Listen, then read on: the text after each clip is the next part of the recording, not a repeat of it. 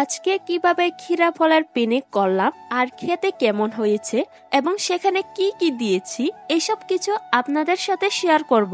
Hello everyone, আকু সুগুরি খবরে সবাইকে নমস্কার, আসসালামু আলাইকুম। আপনারা সবাই কেমন আছেন? আজকে নিয়ে আসলাম ক্ষীরার পিকনিক। শীতকাল তো এসে গেছে, ক্ষীরার পিকনিক না খেলে কি হয়? তাই আমি আজকে বাজার থেকে ক্ষীরা ফল কিনে নিয়ে আসলাম।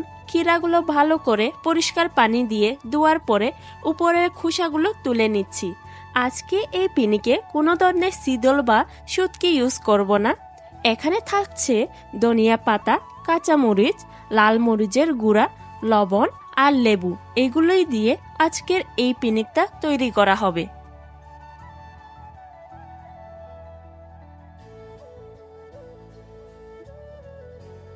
আমার ক্ষীরাগুলো ছোলা হয়ে গেছে। এবার আমি খোসাগুলো নিয়ে ছাগলকে দিয়ে দিব। আজকে সকাল থেকে প্ল্যান করতেছিলাম কি করা যায়, হঠাৎ মাথায় এলো ক্ষীরার পিকনিকের কথা। তাই আমিও কোনো কথা না শুনে শুরু করে দিলাম ক্ষীরার পিকনিক। এইবার ক্ষীরাগুলো আমি লম্বা লম্বা করে কেটে নিব। এই শীতকালে ঠান্ডা ক্ষীরার পিকনিক অনেক মজার হয়, তাও যদি হয় গ্রামের প্রাকৃতিক পরিবেশে।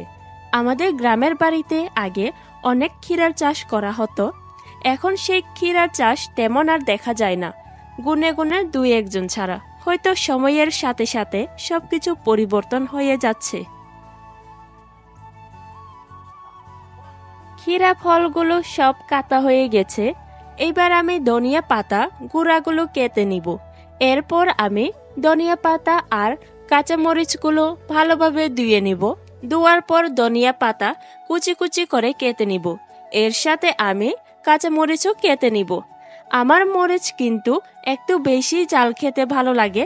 আমি যে কোনো ভর্তায় কিন্তু মরিচ একটু বেশি করে দিই।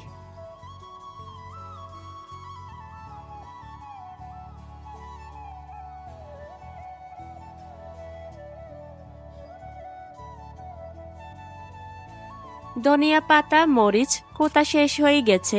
এবার লাগবে একটি লেবু। লেবুটা আমি চাকা করে কেটে নিব। এবার সাজানো প্লেটে আমার সবকিছু কুটে রাখা ধনিয়া পাতা মরিচগুলো দিয়ে দিব। আমি প্রথমত দিব কাঁচা মরিচের গুলো, তারপর দিব ধনিয়া পাতা। ধনিয়া পাতা একটু বেশি দিয়েছি।